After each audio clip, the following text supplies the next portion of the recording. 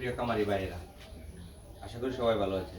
আজকে এমন একটা বিষয় নিয়ে কথা বলবো যা অনেকেই জানেন না বা ধারণা নেই। যেমনটা হচ্ছে যেসব গাভী বাচ্চা দেওয়ার পর লাথি দেয়, অর্থাৎ আপনাকে দুধ দহন করার জন্য দেয় না, তাদের জন্য আজকে একটা মেশিন নিয়ে আসছি।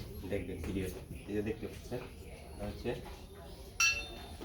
মেশিন, যেটা হচ্ছে গরুর লাগালে দেখেন সিস্টেমটা এক একটা গাছ, সেটা আপনাদেরকে দেখাবো কিভাবে লাগালে গাভী আর লাথি দিতে পারে না, দুধ দহন করতে পারবে। চলেন আপনাদেরকে দেখাই গাভীতে কিভাবে লাগাই। হ্যাঁ, লাগানোর পর কিভাবে দুধ দহন করতে পারবে। দেখেন এন্ট্রিলক, এটার নাম হচ্ছে এন্ট্রিলক। এই যে বিভিন্ন গাড় আছে, এমন গরু যদি ছোট হয় এটাকে ছোট বড় করতে পারবে।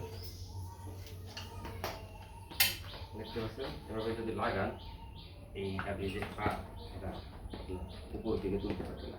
এভাবে থাকলে যত দূরে লাফি দেব আপনার এই পা এদিকে আনতে পারবেন, লাফি দিতে পারবে না।